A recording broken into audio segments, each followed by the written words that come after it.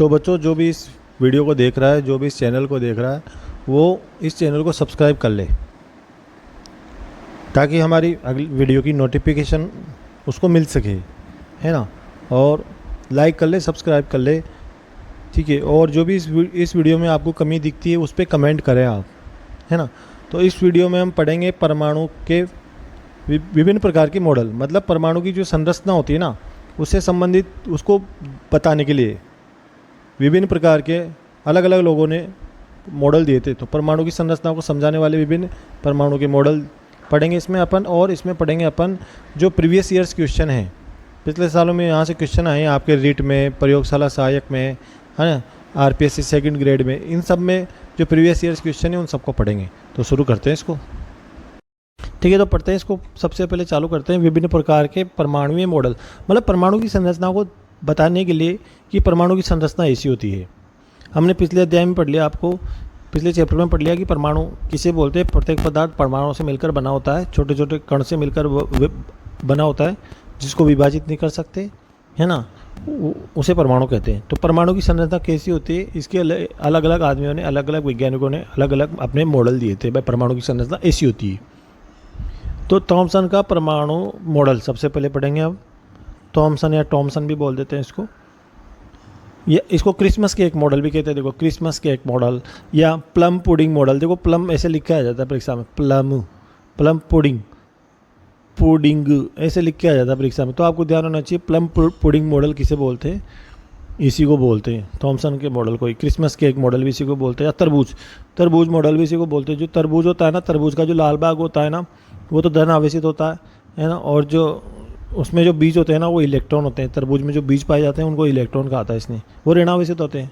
जो लाल भाग है तरबूज का खाने वाला, वो तो धन आवेशित। देखो आप, परमाणु धन आवेशित गोले का बना होता है। मैंने कहा ना, धन आवेशित भाग होता है वो लाल, धन आवेशित गोला का इसने परमाणु को, धन आवेशित गोला। और उसमें इलेक्ट्रॉन धसे होते हैं, मतलब जो उसके बीज है वो। इस मॉडल के अनुसार परमाणु गोलाकार होता है। कौन से आकार का होता है? जैसे तरबूज गोल होता है, ऐसे गोल होता है परमाणु, जिसमें परमाणु का धनावेश तरबूज के खाने वाले भाग, लाल भाग के समान माना जाता है और इलेक्ट्रॉन उसमें प्लम या बीज की तरह उपस्थित होते हैं। थॉमसन के अनुसार परमाणु का संपूर्ण भाग धनावेशित होता है। तो देखो, परमाणु का संपूर्ण भाग धनावेशित होता है, ये किसने कहा? ये थॉमसन ने कहा। जबकि परमाणु का केवल केंद्रीय भाग, परमाणु का केवल मध्य भाग धनावेशित होता है ना। संपूर्ण धनावेश कहाँ होता है? मध्य में केंद्रित होता है। मतलब परमाणु का केवल मध्य भाग धनावेशित होता है, जो उसका बीच वाला भाग है, केंद्र का भाग है, वही धनावेशित होता है। वो कहा है रदरफोर्ड ने। उसने तो कहा, थॉमसन ने कहा संपूर्ण भाग धनावेशित होता है, संपूर्ण परमाणु ही धनावेशित होता है, लेकिन केवल मध्य भाग धनावेशित होता है, ये किसने कहा? रदरफोर्ड ने। तो आपको इनका डिफरेंस मालूम होना चाहिए। परमाणु का संपूर्ण भाग धनावेशित होता है, ये कहा थॉमसन ने, जबकि मध्य भाग या केंद्रीय भाग धनावेशित होता है, वो कहा रदरफोर्ड ने।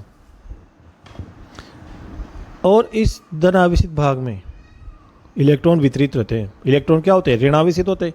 इलेक्ट्रॉन क्या होते हैं? ऋण आवेशित होते हैं, है ना। ऋण, इनके ऊपर नेगेटिव चार्ज होता है। इनके ऊपर क्या होता है? नेगेटिव चार्ज होता है। देखो, नेगेटिव चार्ज होता है। तो ये क्या होते हैं? ऋण आवेशित होते हैं इलेक्ट्रॉन। तो धन आवेशित ऋण आवेशित बराबर हो जाएगा। इलेक्ट्रॉनों की संख्या इस प्रकार वितरित होती है कि परमाणु विद्युत रूप से उदासीन होता है। देखो, ये लाइन आती है परीक्षा में, परमाणु विद्युतीय रूप से उदासीन होता है, ये किसने कहा? ये कहा थॉमसन ने। अतः इस मॉडल के अनुसार परमाणु विद्युत रूप से उदासीन होता है। थॉमसन के अनुसार परमाणु का द्रव्यमान संपूर्ण परमाणु पर समान रूप से बटा होता है। मतलब जो उसका द्रव्यमान है ना, वो संपूर्ण परमाणु पर समान रूप से बटा हुआ होता है, केंद्र में नहीं होता। जबकि इसने क्या कहा है? रदरफोर्ड ने कहा है कि उसका द्रव्यमान केवल मध्य भाग में केंद्र होता है। देखो, परमाणु का संपूर्ण द्रव्यमान कहाँ केंद्रित होता है? मध्य भाग में केंद्रित होता है ना। तो ये ध्यान रखना है आपको। उसका संपूर्ण धनावेश मध्य भाग में केंद्रित होगा।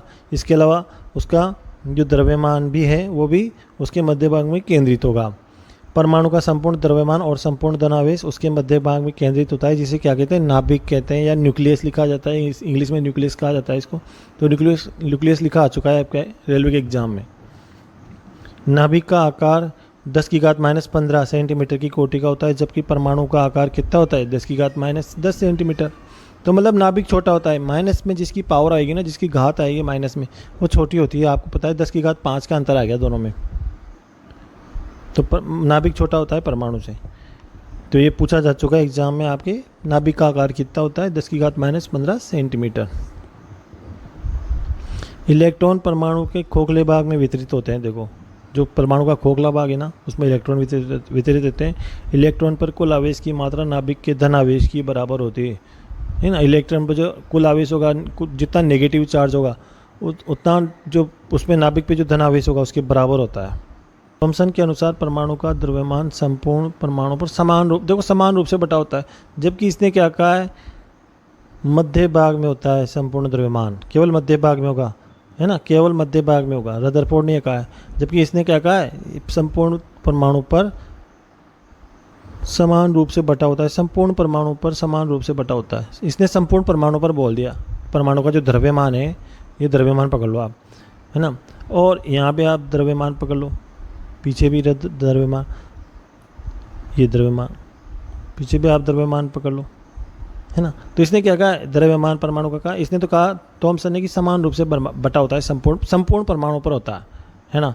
लेकिन इसने क्या कहा है, रदरफोर्ड ने कहा है कि संपूर्ण द्रव्यमान उस मध्य भाग में केंद्रित होता है। चाहे संपूर्ण धनावेश की बात कर लो, चाहे संपूर्ण द्रव्यमान की बात कर लो, परमाणु का संपूर्ण द्रव्यमान और, है ना, ये बटा होता है, मतलब समान रूप से बटा होता है, इसने तो कहा है थॉमसन ने। जबकि इसने, रदरफोर्ड ने मना कर दिया कि केवल मध्य भाग में होता है द्रव्यमान भी और धनावेश भी। ठीक है ना। तो पढ़ते हैं दूसरा आपका रदरफोर्ड का परमाणु मॉडल। रदरफोर्ड 3 परमाणु मॉडल पढ़ने हैं अपन को, बोर का भी पढ़ना है। तो रदरफोर्ड का परमाणु मॉडल क्या क्या कहा है इसने, देखो, या परमाणु का नाभिक मॉडल भी कहते हैं इसको। परमाणु का नाभिक मॉडल क्या होता है, देखो, तो देखो बच्चों, ये है रदरफोर्ड का एल्फा कण प्रकीर्णन प्रयोग। रदरफोर्ड का एल्फा कणों पर जो उसने प्रकीर्णन प्रयोग किया था, जो विक्षेपित प्रयोग किया था, है ना, वो ये है ना। तो उसका ये डायग्राम है। रदरफोर्ड ने प्रयोग किया था, क्या प्रयोग किया था, उसने क्या कहता, रदरफोर्ड ने जो एक यहाँ पे एक रेडियोधर्मी पदार्थ ले लिया था। रेडियोधर्मी पदार्थ, रेडियो सक्रिय पदार्थ, रेडियो एक्टिव पदार्थ। अब रेडियो एक्टिव पदार्थ क्या करते हैं, लगातार विकिरणों का उत्सर्जन करते हैं, एल्फा कणों का उत्सर्जन करते हैं। तो इसको एक लेड के बॉक्स में रख दिया, इस रेडियोधर्मी पदार्थ को लेड के बॉक्स में रख दिया, ताकि ये, और इसको ऐसे कर दिया कि ये इधर ही जाए, ये दिशा, एल्फा कण इधर ही जाए, है ना। तो एल्फा कण की बौछार की उसने किसके ऊपर, एक सोने की स्वर्ण पत्र के ऊपर, सोने की झिल्ली के ऊपर एल्फा कणों की बौछार की इस जगह। तो ये एल्फा कण ऐसे, ये लेड की स्लिट ली इसने, है ना, लेड की स्लिट ले ली, लेड का बॉक्स, लेड के बॉक्स में इसको रख दिया, रेडियोधर्मी पदार्थ को लेड के बॉक्स में रख दिया, लेड की स्लिट रख दी इधर, ताकि ये इधर सीधे जाए, है ना, एल्फा कण सीधे इससे टकराए सोने की झिल्ली पर, स्वर्ण पत्र पर, है ना, गोल्ड फॉइल पर।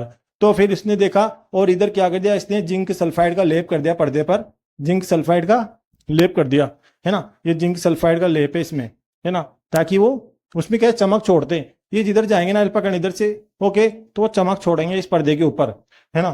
तो उसने क्या देखा, उसने ये निरीक्षित किया, उसने ये देखा कि अधिकांश जो एल्फा कण है, जो यहाँ पे सोने की पन्नी से टकराए, सोने की झिल्ली से टकराए, वो अधिकांश सीधे निकल गए।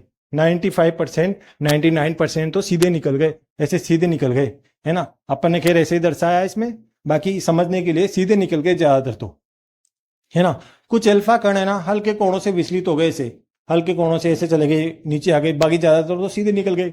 कुछ हल्के कोणों से विचलित हो गए, ऐसे भी समझा सकते हैं अपन इसको, जैसे ये नाभिक, ये परमाणु और ये इसका नाभिक, एल्फा कण है, कुछ एल्फा कण सीधे निकल, अधिकांश एल्फा कण कैसे निकले, अधिकांश एल्फा कण सीधे निकल गए, सीधे निकल गए अधिकांश एल्फा कण, ऐसे समझा सकते हैं इसको, है ना। कुछ एल्फा कण हल्के कोणों से विचलित हो गए, हल्के कोणों से विचलित हो गए, कुछ अल्फा कण हल्के कोणों से विचलित हो गए, ऐसे समझा सकते हैं इसको। बाकी ये सोने की पन्नी, स्वर्ण पत्र, गोल्ड फॉइल, इसको इसलिए लिया जाता है क्योंकि ये सबसे ज्यादा आघात वर्धनीय होता है। आघात वर्धनीय इसका मतलब है उसको चद्दर, पीट के चद्दर बना देना, किसी चीज को पीट के चद्दर बना देना, उसको बोलते हैं आघात वर्धनीय। तो सर्वाधिक आघात वर्धनीय धातु कौन सी होती है, स्वर्ण पत्र, सोना होता है, इसलिए सोने की झिल्ली को काम में लिया इसने, है ना। तो ये इसके ऊपर बौछार की, अधिकांश कण तो सीधे निकल गए, अधिकांश जो एल्फा कण है वो सीधे निकल गए। कुछ एल्फा कण हल्के कोणों से विक्षेपित हो गए, यूं जा रहे हैं, यूं चल गए, यूं चल गए, यूं जा गए, है ना। तो हल्का कोण बन गया ना, एंगल बन गया, एंगल बन गया, ये एंगल बन गया इसे, है ना। तो हल्के कोणों से विक्षेपित हो गए, प्रकीर्णित हो गए, एक ही बात है। और एक कण ऐसा था 10,000 में से या 20,000 में से एक कण ऐसा था जो उसी 180 डिग्री के कोण पर वापस आ गया, वापस उसी दिशा में। ठीक, मतलब ये ऐसे ऐसे समझने के लिए अपन ने नीचे बना दिया, बाकी ठीक इसके बिल्कुल विपरीत, मतलब इधर से गया और बिल्कुल ठीक बिल्कुल सामने आ गया, 180 डिग्री के कोण पर आ गया। 180 डिग्री का कोण ऐसा तो होता है, ऐसे तो होता है 180 डिग्री का कोण, ये 180 डिग्री है ना। तो 180 डिग्री पे आ गया, है ना। बाकी कुछ कोण हल्के कुछ अल्फा कण हल्के कोणों से विचलित हो गए, अधिकांश सीधे निकल गए। तो ये इसका, तो ये जो बीच में था जिससे टकरा कर वापिस आया बिल्कुल, तो ये इसने निष्कर्ष निकाला कि यही इसका द्रव्यमान होता है ना। ये नाभिक, यही इसका द्रव्यमान होता है। ये टकरा के वापिस इधर आ गया, यही इसका द्रव्यमान होता है, जिसको बोलते हैं। और मतलब परमाणु का संपूर्ण भाग भी इसी बीच में स्थित होता है, केंद्र में स्थित होता है, और धनावेशित भी इसी में स्थित होता है, जिसे बोलते हैं नाभिक। तो रदरफोर्ड ने किसकी खोज की थी? नाभिक की खोज। ये है रदरफोर्ड का अल्फा कण प्रकीर्णन प्रयोग। ठीक है, रदरफोर्ड 3 परमाणु मॉडल पढ़ने हैं अपन को, बोर का भी पढ़ना है। तो रदरफोर्ड का परमाणु मॉडल क्या क्या कहा इसने, देखो। यह परमाणु का नाभिक मॉडल भी कहते हैं इसको। परमाणु का नाभिक मॉडल क्या होता है, देखो। रदरफोर्ड और साथियों ने सोने की पतली झिल्ली पर अल्फा कणों की बौछार की। कौन से कणों की? अल्फा कणों की बौछार की सोने की पतली झिल्ली पर। देखो सोना ही क्यों, सोने की झिल्ली क्यों चुनी इसने? क्योंकि सोना क्या है? आघात वर्धनीय धातु है। आघात वर्धनीय, सबसे ज़्यादा आघात वर्धनीय धातु कौन है? आघात वर्धनीय मतलब जिसको पीट पीट कर चादर बनाई जा सके, जिसकी, है ना, पतली परत बनाई जा सके, सोने की पतली झिल्ली। तो अल्फा कणों की बौछार की मतलब अल्फा कण, ये अल्फा कण ऐसे भी लिख सकते हो आप इसको, या आप इसको ऐसे भी लिख सकते हो कि 2He हीलियम कण होते हैं, ये हीलियम नाभिक होते हैं। He का मतलब हीलियम, ये परमाणु क्रमांक हो गया 2 और द्रव्यमान संख्या हीलियम की 4। अल्फा कणों की द्रव्यमान संख्या होती है 4, है ना। हीलियम की द्रव्यमान संख्या होती है 4। पूछा जा चुका है ये रेलवे में। रदरफोर्ड और साथियों ने सोने की पतली झिल्ली पर अल्फा कणों की बौछार कर दी और प्राप्त होने वाले प्रेक्षणों के आधार पर यह मॉडल प्रस्तुत किया। मतलब जो उसको ऑब्जर्वेशन हुए, प्रेक्षण प्राप्त हुए, है ना, तो उस आधार पर इसने मॉडल प्रस्तुत किया। अधिकांश अल्फा कण बिना किसी विचलन के सीधे निकल गए, मतलब उनमें विचलित नहीं हुए, वो अपने मार्ग से सीधे के सीधे निकल गए। और अर्थात परमाणु का अधिकांश भाग कैसा होता है? खोखला होता है। कैसा होता है? खोखला। जब भी तो वो सीधे निकल गए, किसी चीज़ से टकराए नहीं। कुछ अल्फा कण हल्के कोणों से विचलित हो गए, मतलब हल्के कोणों से वो थोड़े विचलित हो गए, थोड़े से, है ना, विक्षेपित हो गए। अतः परमाणु का संपूर्ण धनावेश कहाँ होता है? मध्य भाग में स्थित होता है। मध्य भाग में केंद्रित होता है संपूर्ण धनावेश। संपूर्ण धनावेश भी मध्य भाग में केंद्रित होता है और संपूर्ण द्रव्यमान भी मध्य भाग में केंद्रित होता है। 10,000 में से एक अल्फा कण पुनः अपने पथ पर लौट आया, वापस जिस डायरेक्शन में गया ऐसे गया, तो उसी पथ पे वापस लौट आ गया टकरा के। अतः परमाणु का संपूर्ण द्रव्यमान कहाँ होता है? उसके मध्य भाग में केंद्रित होता है, जिसे क्या बोलते हैं? नाभिक, है ना। तो नाभिक की खोज किसने की थी? रदरफोर्ड ने। बाकी प्रोटॉन की खोज किसने की है तो आपने पिछले वाले चैप्टर में पढ़ ही लिया होगा। चौथा प्रेक्षण क्या था इसका? परमाणु का संपूर्ण द्रव्यमान और तथा संपूर्ण धनावेश उसके मध्य भाग में केंद्रित रहता है, जिसे नाभिक कहते हैं या न्यूक्लियस कहा जाता है। ये नाभिक की परिभाषा हो गई। अगला पॉइंट देखो, नाभिक का आकार 10⁻⁻15 सेंटीमीटर कोटि का होता है, जबकि परमाणु का आकार 10⁻10 सेंटीमीटर की कोटि का होता है। देखो जो पावर है ना, नाभिक का आकार पूछा जा चुका है आपके कि नाभिक का आकार कितना होता है? 10⁻15 सेंटीमीटर। एक बार ये पूछा जा चुका कि नाभिक का आकार परमाणु के आकार से कितना छोटा होता है, तो 10⁵5 का डिफरेंस आ गया इन दोनों में। जो नाभिक छोटा होगा ना, क्योंकि माइनस की पावर है इसमें, तो माइनस की पावर जिसकी ज़्यादा होगी वो घटेगा, वो छोटा होगा, है ना। तो ये इलेक्ट्रॉन परमाणु के खोखले भाग में वितरित रहते हैं। देखो इलेक्ट्रॉन परमाणु के खोखले भाग में वितरित रहते हैं। इलेक्ट्रॉन पर कुल आवेश की मात्रा नाभिक के धन आवेश के बराबर होती है, मतलब कुल मिलाकर चार्ज बराबर हो जाता है। इलेक्ट्रॉन पर जो नेगेटिव चार्ज है वो नाभिक पर उपस्थित जो पॉजिटिव चार्ज है उसके बराबर होती है। अब देखो रदरफोर्ड ने जो मॉडल दिया था उसमें क्या क्या कमियां थी। रदरफोर्ड के परमाणु मॉडल की असफलता, क्या क्या कमियां थी, दोष थे, उसकी असफलता थी। तो देखो पहला क्लार्क और मैक्सवेल ये दो अलग अलग वैज्ञानिक थे। इन्होंने बताया कि नाभिक के चारों ओर चक्रण करता, नाभिक के चारों ओर चक्कर लगाता हुआ या चक्रण करता हुआ इलेक्ट्रॉन विद्युत चुंबकीय विकिरणों के रूप में ऊर्जा का उत्सर्जन करता है। देखो, जब कोई आदमी किसी चीज़ के चारों तरफ घूमेगा या कोई भी कण जैसे इलेक्ट्रॉन, तो वो ऊर्जा का उत्सर्जन करेगा ना, थकेगा तो सही, वो उसके अंदर से ऊर्जा निकलेगी और वो थकता जाएगा धीरे धीरे, है ना, और ऊर्जा में निरंतर कमी आती जाएगी उसकी। और इलेक्ट्रॉन का चक्रण लगातार छोटा होता जाएगा, जो चारों ओर उसकी तरफ चक्कर लगा रहा है ना, उसका चक्रण परिक्रमा उसकी छोटी होती जाएगी और होना चाहिए, हो जाती है, और अंत में इसको नाभिक में गिर जाना चाहिए। अंत में वो कहाँ बैठ जाएगा, बीच में बैठ जाएगा नाभिक के जिस चीज़ के चारों ओर चक्कर लगाता है, क्योंकि वो थक जाता है कोई भी चीज़ हो। परंतु ऐसा नहीं होता है। ऐसा कहाँ होता है, वो चारों ओर चक्कर ही लगाता है। तो क्लार्क और मैक्सवेल ने थ्योरी दी थी, तो इस चीज़ को नहीं समझा सका। इस मॉडल के अनुसार प्राप्त होने वाले स्पेक्ट्रम सतत होना चाहिए। देखो, इस मॉडल के अनुसार तो स्पेक्ट्रम सतत होना चाहिए, परंतु ये स्पेक्ट्रम कैसे होते हैं, असतत प्राप्त होते हैं। तो इन दोनों चीज़ों को नहीं समझा सका कि वो नाभिक के चारों ओर चक्कर कैसे लगाता है इलेक्ट्रॉन, नाभिक का स्थायित्व तो कैसे है ना, और वो जो स्पेक्ट्रम है उसके बारे में नहीं बता सका वो, है ना। नोट देखो, रदरफोर्ड के प्रकीर्णन प्रयोग में अल्फा कण किस बल, कूलाम बल के कारण प्रकीर्णित होते हैं। तो किस बल के कारण प्रकीर्णित होते हैं, वो विक्षेपित होते हैं, है ना। तो इसका कारण है कूलाम बल। ध्यान रखना, क्योंकि नाभिक पे तो धन आवेश था और इलेक्ट्रॉन पे ऋण आवेश था, तो कूलाम बल के कारण वो प्रकीर्णित हो गए। बोर नील्स बोर का परमाणु मॉडल। देखो, बोर डायरेक्ट बोहर भी बोल देते हैं, बोर का मॉडल या बोर का परमाणु मॉडल। तो बोर एक अलग वैज्ञानिक था, इसने अलग प्रयोग दिया अपना कि परमाणु की संरचना ऐसी होती है। इलेक्ट्रॉन पहला है आपका, इलेक्ट्रॉन नाभिक के चारों ओर निश्चित वृत्ताकार कक्षाओं में, देखो वृत्ताकार कक्षाओं में चक्कर लगाते हैं, निश्चित वृत्ताकार कक्षाओं में कोष में चक्कर लगाते हैं। जैसे ये नाभिक है जिन्हें KLMN द्वारा प्रदर्शित करते हैं। जैसे ये नाभिक है आपका, इसमें ये हो गया प्रोटॉन, ये हो गया N P का मतलब प्रोटॉन और N का। अब इसके चारों तरफ चक्कर लगाएंगे इलेक्ट्रॉन, ये कोष चारों तरफ कोष निश्चित वृत्ताकार कक्षाओं में चक्कर लगाते हैं। ये कक्षाएं, पहली कक्षा, ये दूसरी कक्षा, ये तीसरी कक्षा और ये चौथी कक्षा, है ना। तो ऐसे 4 कक्षाएं बना लो आप। ये नीचे पूरा नहीं आ रहा।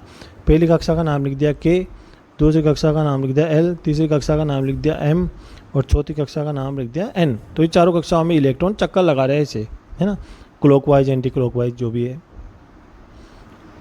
ना। 4 वृत्ताकार कक्षाओं में चक्कर लगाते। तो कोष के बारे में इसने बताया था KLMN, है ना। पहली कक्षा है, पहला कोष है K, दूसरा है L, तीसरा है M, चौथा है N, है ना।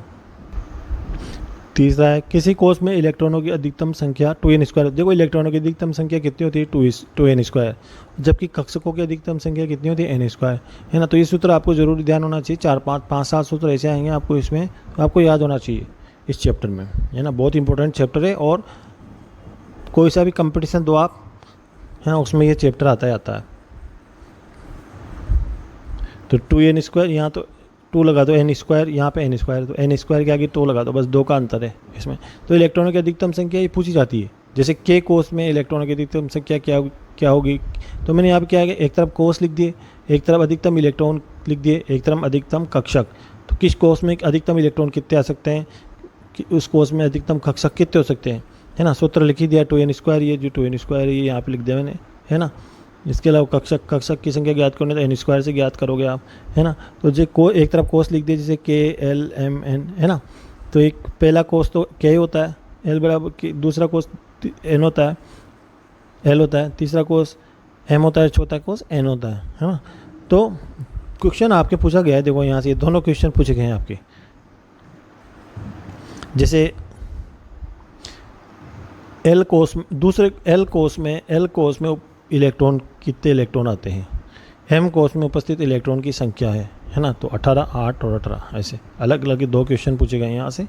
जैसे K के लिए क्या होगा, N बराबर 1, दूसरा कोष के में उपस्थित इलेक्ट्रॉनों की संख्या है, तीसरे कोष में उपस्थित इलेक्ट्रॉनों की संख्या है, चौथे कोष में उपस्थित इलेक्ट्रॉनों की संख्या है। तो आपको इस सूत्र से आ जाएगी, जैसे n बराबर 2n² सूत्र है ना। अब यहाँ पे n बराबर 1 रख दो आप, क्योंकि K के लिए n बराबर 1 हो गया, L के लिए बराबर 2 रख दो, M के लिए 3, N के लिए 4, तो ऐसे आ जाएगी। अब आप इसको सोल्व करोगे, 1 का स्क्वायर 1 × 2, तो 2 का स्क्वायर 2, तो 4 हो जाएंगे, 4 इंटू 2 8 हो जाएंगे। 3 का स्क्वायर 9, 9 इंटू 2 बराबर 18 हो जाएंगे। 4 का स्क्वायर 16, 16 इंटू 2 बराबर 32 हो जाएंगे, है ना। अब ये तो हो गई इलेक्ट्रॉन की अधिकतम संख्या ज्ञात करने का। अब आपको कक्षक ज्ञात करने तो कैसे ज्ञात करोगे, एन स्क्वायर सूत्र होता है ना। एन स्क्वायर सूत्र से इसका मान रख दो आप, एन बराबर 1 है तो 1, 1 का स्क्वायर, 2 का स्क्वायर, 3 का स्क्वायर, 4 का स्क्वायर, ये कक्षकों की संख्या हो जाएगी। पहले कक्षक के में पहले कोष में कितने कक्षक आएंगे, 1। दूसरे कोष में उपस्थित एल कोष में उपस्थित कक्षकों की संख्या बताइए तो 4। एम कोष में उपस्थित कोष की कक्षकों की संख्या कितनी होगी, अधिकतम कक्षकों की संख्या या कक्षकों की संख्या 9। चतुर्थ कोष में है ना उपस्थित इलेक्ट्रॉन कक्षकों की अधिकतम संख्या होगी तो 16। ऐसे ऐसे ध्यान रखना आप, है ना। नाभिक के चारों ओर चक्रण करते हुए इलेक्ट्रॉन पर 2 प्रकार के बल लगते हैं। देखो जो चक्कर लगा रहा है ना नाभिक के चारों ओर इलेक्ट्रॉन, उस पर 2 प्रकार के बल लगते हैं। कौन कौन से बल कार्य करते हैं, सीधी सी बात है, एक तो केंद्रीय बल लगता है, एक अभी केंद्रीय बल लगता है। कोई भी चीज़ घूम रही है ना, किसी चीज़ के चारों ओर चक्कर लगा रही है तो 2 बल कार्य करते हैं। कोई भी चीज़ हो इस दुनिया में, चाहे पृथ्वी हो, हमारी पृथ्वी हो, चाहे कोई भी हो। पृथ्वी सूर्य के चारों ओर चक्कर लगाती है तो वो भी ऐसे होता है, उस पर भी यही 2 बल कार्य करते हैं। तो देखो इलेक्ट्रॉन के वेग के कारण बाहर की ओर कार्य करने वाला अपकेंद्र, ये तो बाहर की ओर कार्य करता है। जो इलेक्ट्रॉन उसके नाभिक के चारों ओर चक्कर लगा रहा है, उसकी जो स्पीड है, उसके कारण वेलोसिटी है, उसके कारण क्या होगा, बाहर की ओर अपकेंद्रीय बल तो बाहर की ओर लगता है, और अभिकेंद्रीय बल आकर्षण बल के कारण अंदर की ओर लगता है ना। तो नाभिक पर धन आवेश उपस्थित होता है, इलेक्ट्रॉन पर ऋण आवेश उपस्थित होता है, तो आकर्षण बल होगा उनमें, अंदर की ओर लगेगा वो। दोनों बल एक दूसरे को संतुलित करते हैं, बराबर रहते हैं। इसी कारण इलेक्ट्रॉन नाभिक में नहीं गिरता। ये क्यों नाभिक में क्यों नहीं गिरता, तो ये अब केंद्रीय बल बराबर अभी केंद्रीय बल, इस सूत्र के mv²/r बराबर ZE²/r², ये बराबर रहते हैं। अगला इसका देखो, इलेक्ट्रॉन अपनी कक्षा में चक्रण करते समय ऊर्जा का उत्सर्जन या अवशोषण नहीं करता है। देखो जब वो केवल अपनी कक्षा में चक्कर लगाएगा ना, तो न तो ऊर्जा का उत्सर्जन करेगा ना ही अवशोषण करेगा। उत्सर्जन या अवशोषण केवल तभी होता है जब इलेक्ट्रॉन अपनी कक्षा परिवर्तित करता है। जब अपनी कक्षा को परिवर्तित करेगा ना, जब ही उसका या तो ऊपर चल जाएगा या नीचे आ जाएगा, एक कक्षा से दूसरी कक्षा में, है ना। जैसे मान लो कम ऊर्जा वाली कक्षा से अधिक ऊर्जा वाली कक्षा में जाएगा वो, तो क्या होगा, अवशोषण करेगा, उसको एनर्जी चाहिएगी, जब भी तो वो आगे ऊपर वाली कक्षा में जाएगा, ऊपर चढ़ेगा वो सीढ़ियों में मान लो आगे की कक्षा में चढ़ेगा, है ना। एनर्जी अवशोषण करेगा वो, एनर्जी नहीं होगी उसके अंदर, तो कहाँ ऊपर वाली कक्षा में जाएगा वो, अधिक ऊर्जा वाली कक्षा में जाएगा। जबकि विपरीत प्रक्रिया में ऊर्जा उत्सर्जित होती है। मान लो ऊपर से नीचे आएगा तो वो ऊर्जा उत्सर्जित करता हुआ आएगा। इलेक्ट्रॉन द्वारा सतत रूप से ऊर्जा का उत्सर्जन या अवशोषण नहीं होता है। देखो कंटिन्यू नहीं होता, उसका उत्सर्जन कंटिन्यू नहीं होता, सतत रूप से नहीं होता, लगातार नहीं होता, बल्कि यह उत्सर्जन या अवशोषण कैसे होता है, छोटे छोटे पैकेट के रूप में होता है, जिन्हें क्वांटा कहते हैं। ये ऊर्जा के पैकेट होते हैं। क्वांटा क्या होते हैं, ऊर्जा के छोटे छोटे पैकेट। अतः इलेक्ट्रॉन की ऊर्जा क्वांटिकल होती है। मतलब जो ऊर्जा का उत्सर्जन या अवशोषण होगा ना, जो ऊर्जा का उत्सर्जन या अवशोषण होगा वो छोटे छोटे पैकेट के रूप में होता है, जिसे क्वांटा कहते हैं। इलेक्ट्रॉन केवल उन्हीं कक्षाओं में चक्रण कर सकता है जिनमें उसका कोणीय संवेग h/2π का पूर्ण घनज होता है। देखो मतलब ये वेरी इंपॉर्टेंट लाइन है भाई, वेरी इंपॉर्टेंट। न्यू मान लो आप कैसे, ये पूछा जाता है परीक्षा में, ये पूछा जाता है आरपीएससी सेकंड ग्रेड में पूछा गया है आपके, ये दोनों पूछे गए, है ना। इसके अलावा लैब असिस्टेंट में भी यहाँ से आया हुआ क्वेश्चन है आपके। उन्हीं कक्षाओं में चक्कर लगाएगा जिसमें उसका कोणीय संवेग किसका पूर्ण गुणज होगा, h/2π का। ऐसे लिखते हैं इसको h/2π, या यहाँ पे ऐसे मान लो mvr, ये कोणीय संवेग होता है mvr बराबर nh/2π, यहाँ n लगा दो, nh/2π का पूर्ण गुणज होता है। तो यहाँ पे n का मान दिया होता है, n का मान कितना भी हो सकता है, जो n है यहाँ कितना ही मान हो सकता है n का, 1 2 3 4, है ना, 5, कितने भी हो सकते हैं। तो nh/2π यहाँ मान लो आप एक बार आ चुका है, यहाँ पे उसने क्या किया, यहाँ पे 5 रख दिया, है ना, 5 रख दिया n की जगह, तो 2 से 5 कट जाएंगे, 2.5 हो जाएगा, है ना। ऐसे होता है। नोट, बोरबरी, देखो अलग अलग वैज्ञानिक है बोरबरी, इन्होंने क्या है एक नियम दिया था। क्या नियम दिया था कि किसी भी परमाणु के बाह्यतम कोष में, मतलब सबसे बाहरी वाली कोष में अधिकतम 8 इलेक्ट्रॉन हो सकते हैं। तो जो कोष होता है ना, जैसे नाभिक है, 8 इलेक्ट्रॉन से ज़्यादा नहीं होंगे। मतलब ये तो नाभिक है, प्रोटॉन और ये न्यूट्रॉन है ना। अब आप देखो इसके चारों ओर चक्कर लगा रहे इलेक्ट्रॉन इन कक्षों में। तो बाह्यतम कोष कौन सा हो गया इसका? बाह्यतम कोष मतलब यहाँ भी इलेक्ट्रॉन चक्कर लगा रहा है, यहाँ भी इलेक्ट्रॉन चक्कर लगा रहा है। तो कितने इलेक्ट्रॉन हो सकते हैं बाह्यतम कोष में? ये जो सबसे बाहरी वाला कोष है ना, ये वाला कोष है, इसमें 8 इलेक्ट्रॉन से ज़्यादा नहीं होगा, है ना। 8 इलेक्ट्रॉन से ज़्यादा नहीं होंगे, भले 7 हो जाए, 6 हो जाए, 5 हो जाए, यही नियम है। तो बाह्यतम कोष में अधिकतम 8 इलेक्ट्रॉन आ सकते हैं, ये ध्यान रखना आप। सबसे बाहरी कोष में बोर मॉडल की सीमाएं देखो, बोर मॉडल की भी सीमाएं हैं, उसमें भी 2 से कमियां थी। क्या क्या कमियां हैं देखो, यह मॉडल केवल एक इलेक्ट्रॉनीय तंत्र पर लागू होता है, जिसमें एक इलेक्ट्रॉन की संख्या 1 होती है ना, उस पर ये लागू होगा। एक इलेक्ट्रॉन हर चीज़, जिस परमाणु में इलेक्ट्रॉन की संख्या 1 हो, उस पर लागू होता है ये। इस मॉडल के अनुसार इलेक्ट्रॉन की कक्षाएं वृत्ताकार होती है, मतलब ऐसे ही वृत्ताकार कक्षाओं में चक्कर लगाता है ना, जबकि ये कक्षाएं वृत्ताकार नहीं होती, दीर्घ वृत्ताकार होती है ना। इसने कहा है ना, देखो मैं बताऊँ आपको, यहाँ आगे हीरा वृत्ताकार कक्षाओं में चक्कर लगाते हैं, इसने कहा है ना, जबकि दीर्घ वृत्ताकार कक्षाओं में चक्कर लगाते हैं। ये कक्षाएं कैसी होती है? दीर्घ वृत्ताकार होती है, ऐसे अंडे की तरह, ऐसे जैसे नाभि के बीच में, तो ऐसे ऐसे दीर्घ वृत्ताकार कक्षाओं में चक्कर लगाते हैं, ऐसे चक्कर लगाते हैं ये इलेक्ट्रॉन। इस मॉडल में h/2π का कोई सैद्धांतिक आधार नहीं माना गया। भाई h/2π कहाँ से आया? इस मॉडल के अनुसार विद्युत क्षेत्र में स्पेक्ट्रमी रेखाओं का विभाजन नहीं समझा सकता। इस मॉडल के आधार पर यह नहीं समझा सका विद्युत क्षेत्र में स्पेक्ट्रमी रेखाओं का विभाजन। मतलब क्या है, जब किसी चीज़ को विद्युत क्षेत्र में क्या है, स्पेक्ट्रमी रेखाओं का विभाजन हो जाता है ना, तो उसको बोलते हैं स्टार्क प्रभाव कहते हैं। तो इस चीज़ को नहीं समझा सके, स्टार्क प्रभाव को भी नहीं समझा गए, नहीं समझा सका, और जीमान प्रभाव को भी यह नहीं समझा सका। कैसे? जीमान पर स्टार्क प्रभाव क्या होते हैं? विद्युत क्षेत्र में हो स्पेक्ट्रम में रेखाओं का विभाजन तो स्टार्क प्रभाव, और चुंबकीय क्षेत्र में हो तो जीमान प्रभाव। ऐसे याद रख लेना आप। मतलब स्टार्क है ना, स्टार्क, इसको करंट लगा दिया विद्युत क्षेत्र में, मतलब लाइट लगा दी, करंट लगा दिया, तो ऐसे याद रख लेना आप। विद्युत क्षेत्र में विभाजन स्पेक्ट्रम में रेखा होगा तो स्टार्क प्रभाव, और चुंबकीय क्षेत्र में स्पेक्ट्रम में रेखाओं का विभाजन, उससे बोलते हैं जीमान प्रभाव। तो जीमान प्रभाव को भी नहीं समझा सका है, और स्टार्क प्रभाव को भी यह नहीं समझा सका। इसके अलावा इसकी मॉडल में और कमियां थी। इस मॉडल में स्थिति और संवेग एक साथ ज्ञात किए। देखो स्थिति और संवेग है ना, एक साथ ज्ञात नहीं कर सकते आप, जबकि इलेक्ट्रॉन एक सूक्ष्म कण है, और हाइजेनबर्ग की अनिश्चितता के सिद्धांत के अनुसार गतिशील सूक्ष्म कणों की स्थिति और संवेग के मान एक साथ ज्ञात नहीं किए जा सकते। जो हाइजेनबर्ग था, अगला सिद्धांत पढ़ेंगे हम, है ना, इसने बताया था कि जो कोई भी गतिशील सूक्ष्म कण होता है, जैसे इलेक्ट्रॉन है वो चारों ओर गति कर रहा है, तो गतिशील सूक्ष्म कण है, तो उसकी स्थिति और संवेग को आप एक साथ ज्ञात नहीं कर सकते। जबकि क्या है, इस बोर्ड ने तो एक साथ ज्ञात किए थे। तो ये बात है।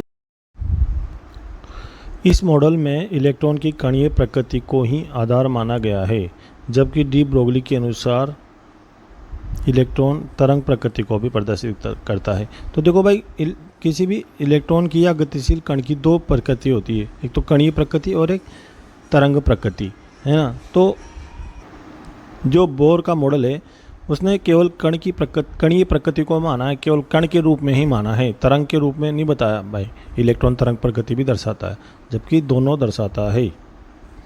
हाँ, तो ये इसकी असफलताएं थी। तो क्वेश्चन एक यहाँ पे आपका, बोर का परमाणु मॉडल किन सिद्धांतों का पालन नहीं करता? तो हमने पढ़ लिया, एक तो हाइजेनबर्ग का सिद्धांत, अनिश्चितता का सिद्धांत, और डी ब्रोगली का सिद्धांत, इन दोनों का पालन नहीं करता है। अब बोर कक्षा की त्रिज्या देखो आप, ये सूत्र है, यहाँ पे आपको सूत्र याद रखने पड़ेंगे। तो कैसे निकालते हैं बोर कक्षा की त्रिज्या? ये बोर की कक्षा की त्रिज्या निकालने का सूत्र है ये, R बराबर 0.529 इंटू n² Z।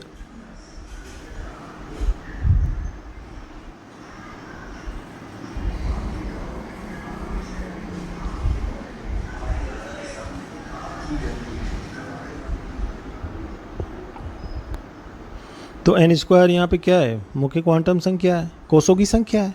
एन का मतलब मुख्य क्वांटम कोसों की संख्या है ना, और या मुख्य क्वांटम संख्या एक ही बात है। तो कोसों की संख्या हुई यहाँ पे, कोसों की संख्या। देखो कोसों की संख्या बढ़ेगी ना तो क्या है, आर भी बढ़ेगी, मतलब त्रिज्या भी बढ़ेगी, और एन बढ़ेगा तो त्रिज्या भी बढ़ेगी, जेड बढ़ेगा तो त्रिज्या आर घटेगा। इससे ये पता पड़ रहा है आपको। यहाँ पे एन बढ़ेगा ना, एन स्क्वायर बढ़ेगा तो एन बढ़ेगा तो आर भी बढ़ेगा, जेड बढ़ेगा तो आर घटेगा। ऐसे मतलब जेड विद क्रमानुपाती है, जेड देखो इन्वर्सली प्रोपोर्शनल है, जबकि एन स्क्वायर क्या है, प्रोपोर्शनल है ना। तो एन स्क्वायर बढ़ने से, एन बढ़ने से आर भी बढ़ेगा, और या आर बढ़ने से एन भी बढ़ेगा, एक ही बात है। इस पर ये जबकि ये उल्टा है, यहाँ पे आर विद क्रमानुपाती इन्वर्सली प्रोपोर्शनल टू जेड है। जेड क्या होता है, यहाँ परमाणु क्रमांक होता है ना। तो जेड बढ़ेगा जेड, यदि मान लो ये बढ़ता है, जेड बढ़ता है तो आर घटता है ना। तो इस सूत्र का आपको अच्छी तरह पता होना चाहिए। यहाँ पे एन के मान दे देगा वो कोई सा भी, चाहे प्रथम चाहे द्वितीय चाहे तृतीय, ऐसे नाम दे देगा, प्रथम द्वितीय है ना, या तृतीय, ऐसे कुछ दे देगा वो। और जेड में दे देगा आपको कोई भी तत्व दे देगा, हाइड्रोजन, हीलियम, लिथियम, ऐसे तुलना कर देगा वो आपकी, है ना। हाइड्रोजन, हीलियम, लिथियम ऐसे तुलना कर देगा वो आपकी।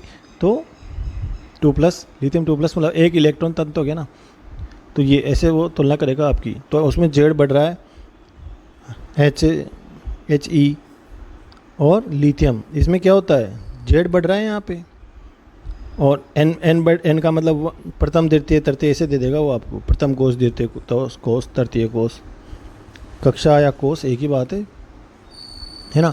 तो देखो ऐसे ये है ना, आर समानुपाती एन स्क्वायर, इससे आपको समझना चाहिए कैसे आएगा ये। इसका ये निष्कर्ष निकल रहा है R1/R2 है ना, इक्वल टू N1/N2। ये भी स्क्वायर हो गया और ये भी स्क्वायर हो गया।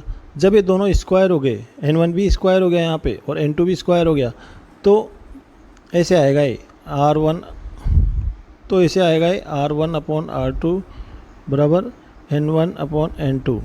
अब देखो ये भी दोनों स्क्वायर थे, N1 और N2, तो इन दोनों का होल स्क्वायर लिख दिया अपन ने, ऐसे आएगा ये।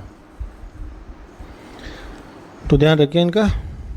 देखो प्रथम बोर कक्षा की त्रिज्या अधिकतम होगी, देखो प्रथम बोर कक्षा, प्रथम द्वितीय तृतीय ऐसे कुछ भी रख देगा दे देगा वो। तो बोर कक्षा दे रखी है उसने, कोष दे रखा है, कोषों की संख्या दे रखी है। पहली मतलब यहाँ पे N1 का मतलब 1 है, या एन स्क्वायर का मतलब 1 है, एन स्क्वायर का मतलब 1, मतलब फर्स्ट, इसका मतलब पहली, सब में कॉमन है। देखो अब यहाँ पे देखो हाइड्रोजन, हीलियम, लिथियम, बेरिलियम, ये जेड अलग अलग है सबका। यहाँ पे क्या है, एन स्क्वायर तो कॉमन है ना, एन तो कॉमन है, तो यहाँ पे जेड बढ़ रहा है। देखो हाइड्रोजन अधिकतम किस में होगी, तो जेड के तो व्युत्क्रमानुपाती होती है, आर व्युत्क्रमानुपाती होती है, 1/Z होता है। तो इससे आ जाएगा जेड बढ़ रहा है तो आर घटेगा, है ना। देखो यहाँ पे जेड बढ़ रहा है तो आर घटेगा। तो अधिकतम किसकी होगी, एच की होगी, हाइड्रोजन की होगी, क्योंकि यहाँ पे जेड बढ़ेगा ना तो वो घटेगा ना। बाकी एन तो वही है, सेम है, एन तो एन का मतलब तो 1 है। दूसरा आपको ये सूत्र ध्यान रखना है, बोर कक्षा में इलेक्ट्रॉन का वेग, एक तो त्रिज्या आपको याद रखनी है, आपको वेग याद रखना है, आपको ऊर्जा याद रखनी है, तीनों के याद रखने हैं आपको, है ना। इसके अलावा वहाँ पे अपन ने कोणीय संवेग का सूत्र भी आपको याद रखना है ना, NH/2π कोणीय संवेग। तो V बराबर 2.188 × 10⁸ इंटू Z/N सेंटीमीटर प्रति सेकंड, ये है। अब इनको मीटर में बदलेंगे तो सेंटीमीटर मीटर में बदलेंगे तो 10⁸ है ना, इसकी जगह 10�6 आ जाएगी, बस यही होगा।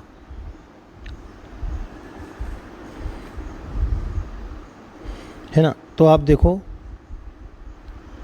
कि जो ये है V, इसका इस फॉर्मूले को आप याद कर लेना। जो V है ये Z के तो समानुपाती है, और जो नीचे वाली संख्या है N इसके व्युत्क्रमानुपाती है।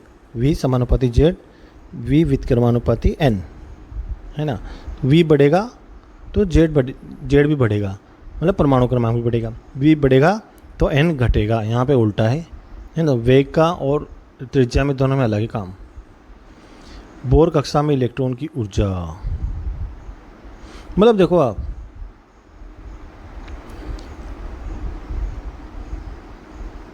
n घटेगा ना, नाभिक से दूरी, कोषों की संख्या घटेगी, कोषों की संख्या घटेगी तो नाभिक से दूरी भी घटेगी ना, इलेक्ट्रॉन की नाभिक से दूरी घटेगी, नाभिक से दूरी घटेगी, है ना। n का मतलब होता है कोषों की संख्या, है ना।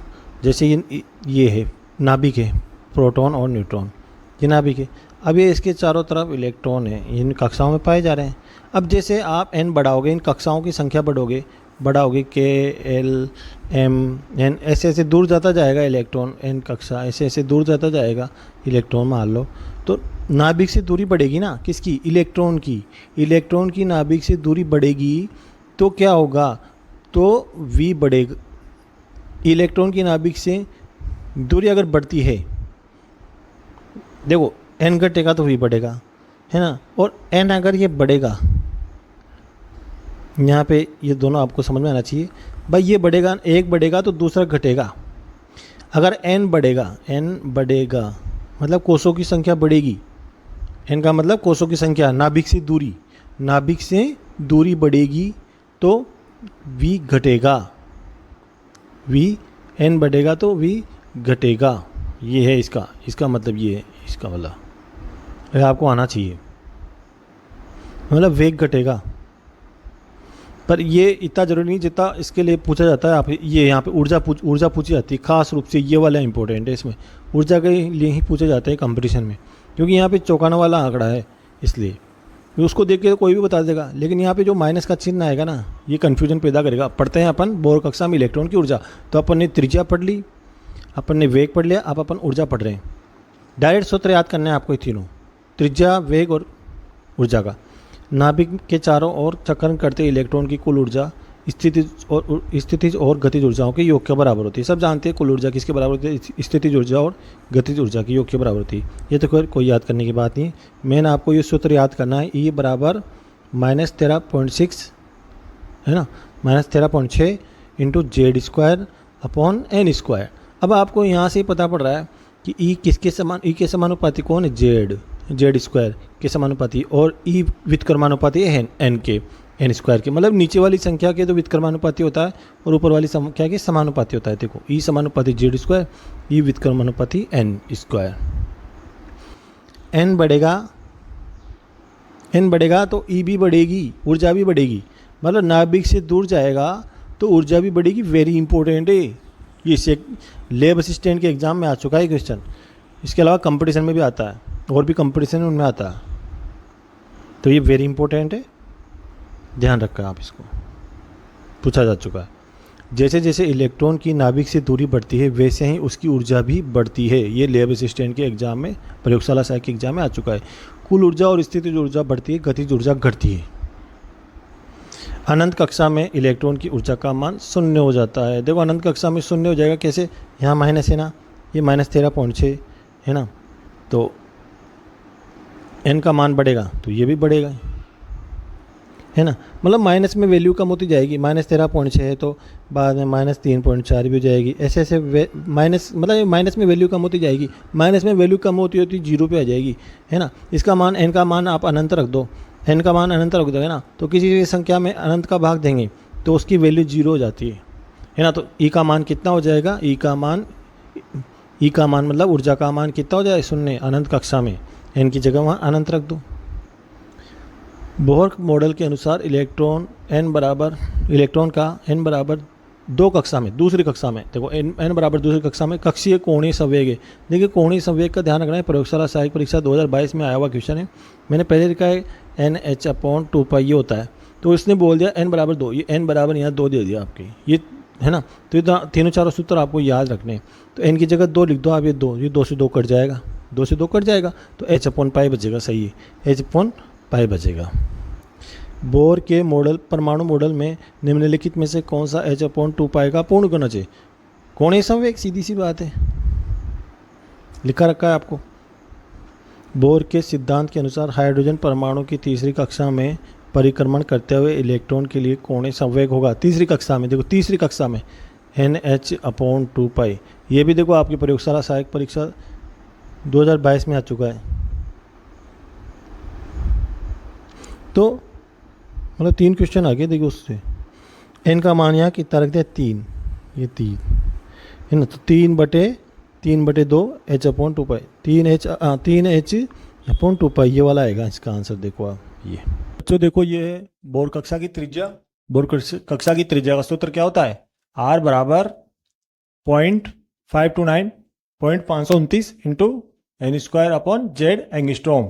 एंगस्ट्रॉम में होती है, एंगस्ट्रॉम में होती है, हम जानते हैं एक एंगस्ट्रॉम क्या होता है। एक एंगस्ट्रॉम बराबर होता है 10⁻⁻10 मीटर। ये सूत्र ध्यान रखना आप, है ना। ये सूत्र ध्यान रखना आप, और इनकी यूनिट एंगस्ट्रॉम में होती है ना।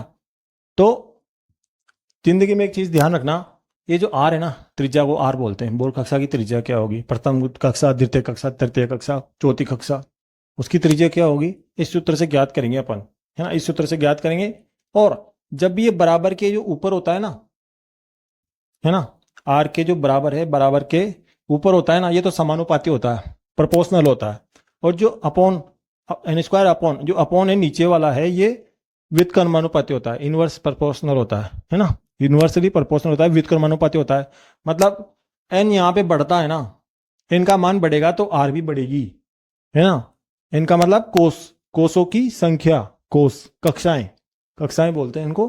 कक्षाओं की संख्या, कोस की संख्या बढ़ेगी तो आर भी बढ़ेगी। लेकिन जो जेड है ये विपरीत है, होता है इसके।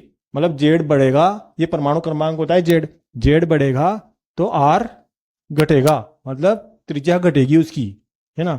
एन बढ़ेगा तो आर बढ़ेगा, जेड बढ़ेगा तो आर घटेगा। इसमें ये संबंध है।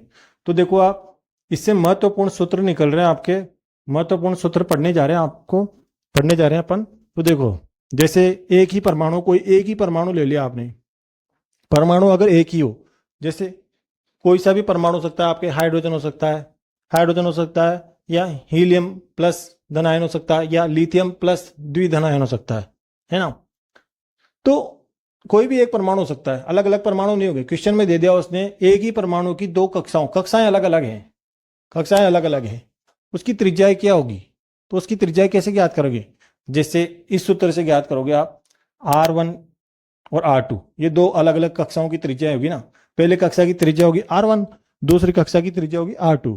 तो ये पहली कक्षा की त्रिज्या ये किसके समानुपाती है? पहले उस कक्षा के एन स्क्वायर के समानुपाती होता है ना। यहाँ R1 तो यहाँ भी N1 स्क्वायर, जैसे ये रहे ना, R समानुपाती N स्क्वायर, तो R बराबर N स्क्वायर, R1 बराबर N1 स्क्वायर। R2 दूसरी कक्षा की त्रिज्या बराबर दूसरी कक्षा के समानुपाती, R2 बराबर N2 स्क्वायर, है ना। अब इनका अनुपात कैसे ज्ञात करेंगे? पहले का अनुपात ये आ गया R1/R2 बराबर पहली कक्षा की अपॉन दूसरी कक्षा।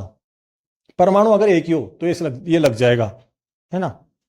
तो देखो, क्योंकि कक्षाएं अलग अलग है ना, कक्षाएं अलग अलग है, उनकी त्रिज्याएं ज्ञात करनी है। परमाणु एक ही है, यहाँ पे हाइड्रोजन हो सकता है, या हीलियम प्लस दे देगा वो आपको, या लिथियम 2+,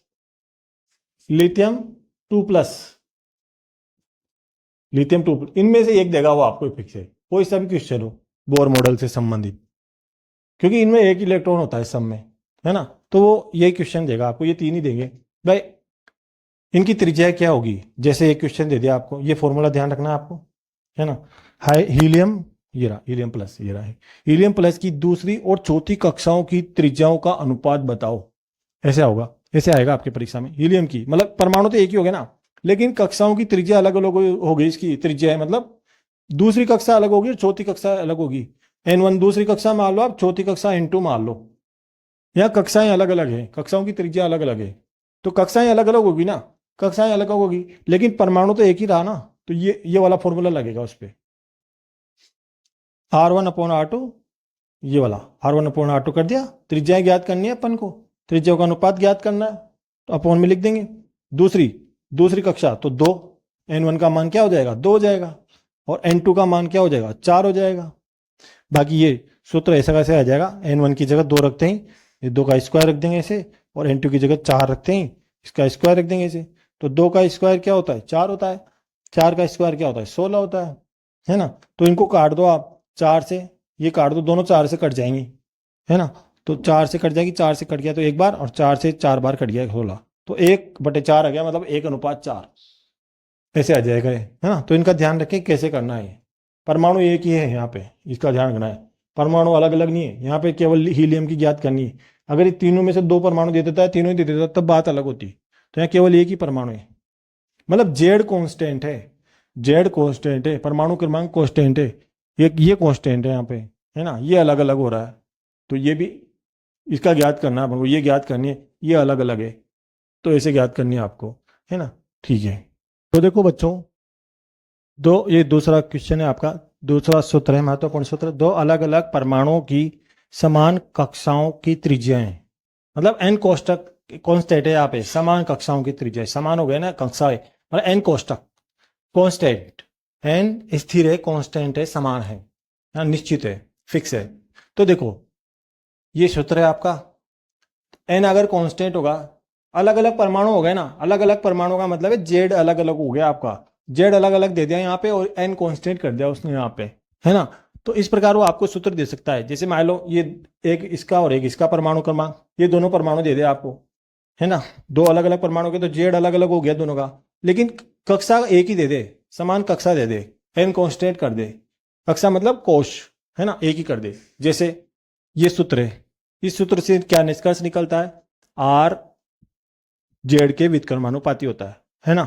ये रहा, जो नीचे होती है ना, बराबर के जो नीचे होती है ना हमेशा, वो व्युत्क्रमानुपाती होती है, तो आर जेड के व्युत्क्रमानुपाती होता है। तो R1 बराबर 1/Z1, है ना, ये जेड से Z1। R2 क्या निकलेगा, दूसरे कक्षा की त्रिज्या 1/Z2। अब देखो R1 और R2 ये करेंगे तो 1/Z1 यहाँ पे लिखेंगे, मतलब ये उल्टा हो जाएगा, समझ गए ना। ये 1/Z1 यहाँ लिखेंगे, 1/Z2 यहाँ लिखेंगे, तो फिर वो उल्टा हो जाएगा, 1/Z2 ऊपर चला जाएगा सबसे, Z2 और Z1 ऐसे हो जाएगा। जब भी ऐसा संबंध है ना, तो R1 R2 देना आपको, तो Z2 पर आएगा, Z1 नीचे आएगा, ऐसे ध्यान रखना। यहाँ पे R1 ऊपर है इसलिए Z2 नीचे ऊपर आएगा, इसमें ऐसे R1 ऊपर है तो Z1 इधर नीचे आएगा, ऐसे कैसे भी कर लो आप, चाहे ऐसे कर लो, R1/R2 कर लो, तब भी आपको ये आ जाएगा, है ना। तो ये वाला सूत्र है ना। तो यहाँ पे जेड अलग अलग है।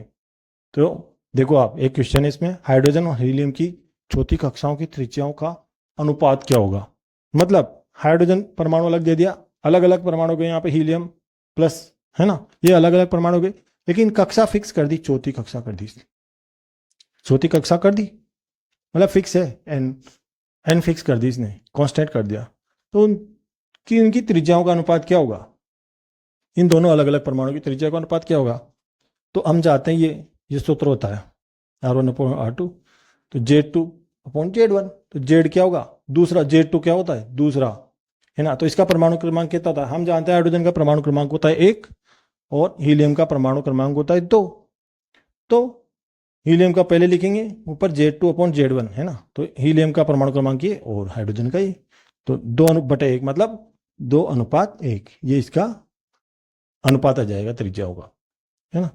ठीक है, तो देखो बच्चों, ये है आपके गुरु कक्षा की त्रिज्या का सूत्र है, R बराबर 0.529 × N² एंगस्ट्रॉम। एक एंगस्ट्रॉम में हम जानते हैं कितना होता है, 10⁻⁻10 मीटर। एंगस्ट्रॉम और मीटर में क्या संबंध होता है, एक एंगस्ट्रॉम बराबर 10⁻⁻10 मीटर। तो देखो आप, हम जानते हैं R N² के समानुपाती होता है, प्रोपोर्शनल होता है, N बढ़ेगा तो R भी बढ़ेगा।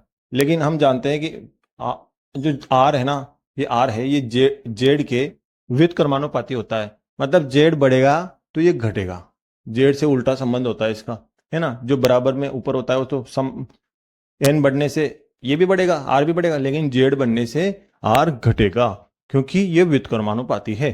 तो अब आप देखो, एक क्वेश्चन है आपका, हाइड्रोजन परमाणु की प्रथम, द्वितीय और तीसरी कक्षाओं की त्रिज्याओं का अनुपात क्या होगा। जो कक्षाएं यहाँ पे, इसका मान मतलब एन दे रखा है यहाँ पे, है ना, आपको एन अलग अलग, एन अलग अलग है यहाँ पे, है ना, अलग अलग है, एन अलग है, लेकिन यहाँ पे जेड है ना, हाइड्रोजन परमाणु में जेड है, ये सेम है। हाइड्रोजन परमाणु दे चाहे लिथियम परमाणु दे, है हीलियम परमाणु दे, कोई सा ही परमाणु दे, जेड तो सेम है लेकिन यहाँ पे एन अलग अलग है। तो हम जानते हैं आर और एन में क्या संबंध होता है। तो हम जानते हैं आर समानुपाती एन स्क्वायर होता है ना, ये ऊपर वाला समानुपाती होता है ये। तो अब देखो आप R1 अनुपात R2 अनुपात R3, पहली कक्षा दूसरी कक्षा की त्रिज्या तीसरी कक्षा की त्रिज्या, पहली कक्षा की त्रिज्या दूसरी कक्षा की त्रिज्या तीसरी कक्षा की त्रिज्या, ये किसके समानुपाती होगी, एन स्क्वायर के, N1 स्क्वायर अनुपात N2 square upon N3 square, पहली कक्षा दूसरी कक्षा और तीसरी कक्षा, ऐसे ये इनके समानुपाती मतलब बराबर है ना, ऐसे कर देंगे इसको। अब आप कैसे निकालोगे, अभी N1 की जगह कौन है यहाँ पे, N1 की जगह हाइड्रोजन परमाणु में पहले N1 की जगह 1 रख देंगे पहली कक्षा, N2 की जगह क्या रख देंगे 2 रख देंगे दूसरी कक्षा, N3 की जगह क्या रख देंगे तीसरी कक्षा तो 3 रख देंगे। तो N1 की जगह पहली कक्षा में प्रथम का मतलब 1, फिर 2 दूसरी कक्षा, तीसरी कक्षा में 3 का स्क्वायर है ना, स्क्वायर का स्क्वायर N1 की जगह 1 रख देंगे, N2 की जगह 2 रख देंगे, N3 की जगह 3 रख देंगे। अब 1 का स्क्वायर क्या होता है 1, 2 का स्क्वायर होता है 4, 3 का स्क्वायर क्या होता है 9 है ना, तो 1:4:9 ऐसे आएगा आंसर है ना। तो जो भी यहां दे उसका N1 मान लेना है आपको, तो ये अनुपात है ना। पहली कक्षा और दूसरी कक्षा में दे आपको, पहली कक्षा और दूसरी कक्षा तो N1 स्क्वायर और N2 स्क्वायर इनको लिख देंगे केवल, मतलब N1 का स्क्वायर और 2 का स्क्वायर का अनुपात ये लिख देंगे। भाई पहली कक्षा और दूसरी कक्षा में त्रिज्या का अनुपात बताइए, तो 1:4 आ जाएगा ओनली, और पहली दूसरी तीसरी में आए तो 1:4:9 ऐसे ऐसे कर देंगे हम, ठीक है। तो देखो बच्चों ये है आपके अगला महत्वपूर्ण सूत्र। मान लो दो अलग अलग परमाणु दे दिए उसने, मतलब जेड अलग अलग दे दिया और असमान त्रिज्या भी दे दी, मतलब जेड भी उसने अलग अलग दे दी, जेड भी अलग अलग दे दिए है ना, दो अलग अलग परमाणु दे दिए, जेड भी अलग अलग दे दिया और एन भी उसने अलग अलग दे दी। तब आप क्या करोगे, अगर परमाणु की संख्या 2 ही हो तब आप क्या करो, तो ये वाला सूत्र लगा दोगे आप, क्योंकि R1/R2 तो N1 ये N1 मान लो आप, N1/N2 होगा, N1 स्क्वायर/N2 स्क्वायर होगा, क्योंकि ये समानुपाती है ना, इसलिए यहाँ R1 आएगा तो यहाँ भी N1 वाला आएगा, यहाँ 1 वाला होगा। लेकिन जेड के व्युत्क्रमानुपाती होता है ना, तो यहाँ पे R1 वाला आएगा तो यहाँ पे 2 वाला आएगा, जेड 2 वाला आएगा, यहाँ 1 वाला आएगा ना तो यहाँ 2 वाला आएगा, क्योंकि ये व्युत्क्रमानुपाती ये नीचे है ना, तो नीचे वाला हमेशा उल्टा होता है। तो आप देखो ऐसे लगा दो आप, यहाँ इस ये करो इंटू ऐसे कर दो आप है ना, N1 स्क्वायर/N2 स्क्वायर इंटू Z2/Z1, ये सूत्र लगेगा। और आप जैसे क्वेश्चन है, यदि हाइड्रोजन की दूसरी कक्षा की त्रिज्या, दूसरी कक्षा हाइड्रोजन जेड है, यहाँ पे N है ना, की त्रिज्या 5 एंगस्ट्रॉम है, तो लिथियम+2 की, लिथियम धनायन की है ना, तीसरी कक्षा की त्रिज्या ज्ञात कीजिए। तीसरी कक्षा मतलब यहाँ पे N अलग अलग है, देखो यहाँ पे एक तो जेड ये है, एक N ये है ना, एक यहाँ पे देखो आप लिथियम ये जेड अलग आ गया यहाँ पे है ना, इसके अलावा यहाँ N अलग आ गया, ये तो दो कक्षा अलग हो गई ना, तो Z1 मान लो आप इसको हाइड्रोजन को, और दूसरी कक्षा तो ये Z2 मान लो आप इसको, Z1 तो मान लो इसको हाइड्रोजन को, Z2 मान लो लिथियम को। इसी प्रकार ये Z1 इसकी माने ना, तो N1 भी इसी की मानेंगे, दूसरी कक्षा मतलब N1 मान लो आप ये है ना, और आप मान लो N2 इसको मान लो, कौन सी तीसरी कक्षा को, तो N1 का मान तो हो गया 2 और N2 का मान हो गया आपकी 3, तीसरी कक्षा है ना इसलिए 3, तो ये वाला सूत्र लगेगा। N1 का मान क्या होगा, R1 क्या होगा, R1 उसने दे रखा है आपको, ये Z1 ये N1 Z1 N1 R1, तो ये R1 दे रखी है उसने है ना, ये R1 उसने दे रखी है, त्रिज्या भी अलग अलग है ना, यहाँ त्रिज्या अलग है यहाँ त्रिज्या अलग है, और ये R2 मांगा है उसने आपसे, ये R2 उसने आपसे पूछा है। तो N1 का मान क्या दे रखा है इसने, देखो Z1 हाइड्रोजन, ये Z1 यहाँ पे रख देंगे, ये देखो यहाँ पे रख दिया। सूत्र पहले ये वाला लगेगा ना, सूत्र इसमें ये लगेगा, क्योंकि अलग अलग परमाणु होते हैं ना, तो असमान त्रिज्या भी अलग अलग होती है ना, तो उनका अनुपात ये होगा। कक्षाएं भी अलग अलग है, देख लो Z1 मान ये रख दो आप, और ये दूसरी कक्षा तो N1 ये है, तो N1 का मान यहाँ पे आ जाएगा 2 आ जाएगा, देख लो ये 2 दूसरी कक्षा है ना, तो N1 का मान क्या आएगा 2, मतलब Z1 N1 R1 शुरू में तो 1 1 वाले रहेंगे, फिर बाद में 2 2 वाले आ जाएंगे। Z2 तो Z2 ये रहा। तो Z2 का मान क्या होगा? लिथियम के कितने होते हैं परमाणु क्रमांक? Z का मतलब परमाणु क्रमांक, 3 होता है परमाणु क्रमांक। परमाणु क्रमांक हो गया आप Z में। और Z1 इस हाइड्रोजन का परमाणु क्रमांक 1 होता है, तो 1 रख दोगे आप यहाँ पे, है ना। ये सूत्र है, ऐसा कैसा है। इसी प्रकार त्रिज्या R1 अपॉन R2, तो R1 का मान क्या है? 5 एंगस्ट्रॉम, तो यहाँ 5 रख दोगे आप, ऐसे यहाँ 5 रख दोगे। अब R2 ज्ञात करना है, इसलिए R2 ऐसे कैसे लिख दिया आपने, है ना। R2 ज्ञात करना है आपको, ऐसे कैसे लिख दिया। और Z2 क्या था? लिथियम था, तो Z2 इसमें कहा, ये रहा Z2। लिथियम में 3 था परमाणु क्रमांक, ये लिख दिया अपन ने। इसके बाद आपके आएगा तीसरी कक्षा N2 का मतलब 3 आ जाएगा, तो ये N1 अपॉन N2, तो N2 यहाँ 3 आ जाएगा, ये 3, है ना। बाकी स्क्वायर का स्क्वायर आ जाएगा, N2 का मान रख दिया अपन ने तो सीधा। बाकी ये कर लोगे आप सोल्व। बताऊं कैसे? देखो यहाँ पे इंटू है ना, तो इसको सोल्व कर लो सीधा। पहले ये ऐसे कैसे लिख दो, 5 अपॉन R2 ऐसे कैसे लिख दिया। उसके बाद 2 का स्क्वायर करो 4, तो ये 4 आ गया। 3 का स्क्वायर करो 9, तो ये 9 आ गया। इंटू 3 अपॉन 1 ऐसा कैसे लिख दिया अपन ने, 3 अपॉन 1 ऐसा कैसे लिख दिया। अब इनको सोल्व करो, ये 3 से 9 काट दिया आपने, तो कितनी बार कटे? 3 बार। 5 अपॉन R2 ऐसा कैसे लिख दिया, 5 अपॉन R2, है ना। इक्वल टू ये इक्वल टू ये इक्वल टू 4 बटे ये 3 से कट गया है 9, तो 3 बार कटा, तो 4 तो ऊपर रह गया और 3 नीचे रह गया, ये 3 नीचे रह गया। 3 इंटू 1 3 ही होता है ना। तो ये 4 बटे 3 आ गया। अब आप देखो, ये आपको एक गुणा करना आना चाहिए, कैंची करना भी गुणा आना चाहिए। ये वाली संख्या इससे गुणा होती है, बराबर के चिन्ह में क्या होता है, इधर वाली ऊपर वाली संख्या इधर वाली नीचे वाली संख्या से गुणा होती है, और इधर नीचे वाली संख्या इधर ऊपर वाली संख्या से गुणा होती है ना। ऐसे कर सकते हो आप।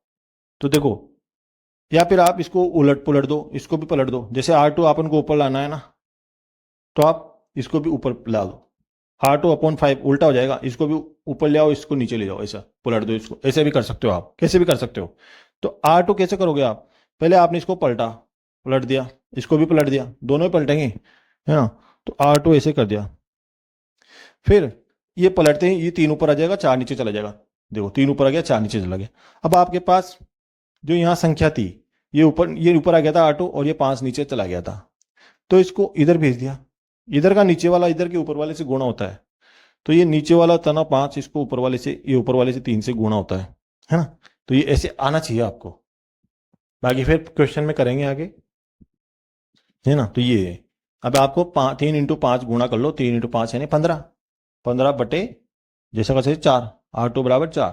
तो इसका डिवाइड कर लो आप, ये डिवाइड करना तो आता होगा आपको। 4 में 15, 4 का भाग दो 15 में, तो 4 तिया 12, बच गए 3 में भाग नहीं जाता 4 का, तो आप क्या करोगे, पॉइंट लोगे।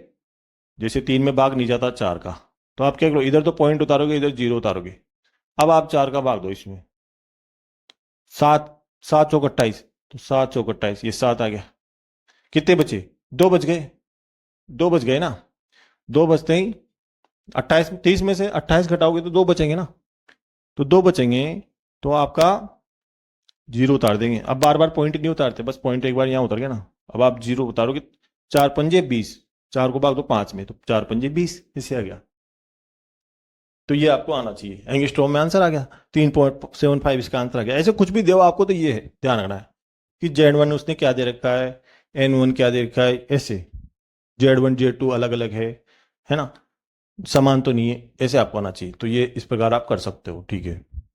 तो देखो बच्चों, ये है अपना बोर कक्षा में इलेक्ट्रॉन का वेग। तो बोर कक्षा में इलेक्ट्रॉन का वेग क्या होता है, V बराबर 2.188 इंटू 10⁸ इंटू Z अपॉन N। तो आप यहाँ पे देखिए, Z प्रोपोर्शनल है इसके V के, Z है ना यहाँ पे परमाणु क्रमांक, ये Z प्रोपोर्शनल है V के, जबकि N क्या है, इनवर्सली प्रोपोर्शनल है ना, मतलब व्युत्क्रमानुपाती है N क्या है, N बढ़ेगा तो ये घटेगा, V घटेगा, Z बढ़ेगा तो ये बढ़ जाएगा, ये है ना।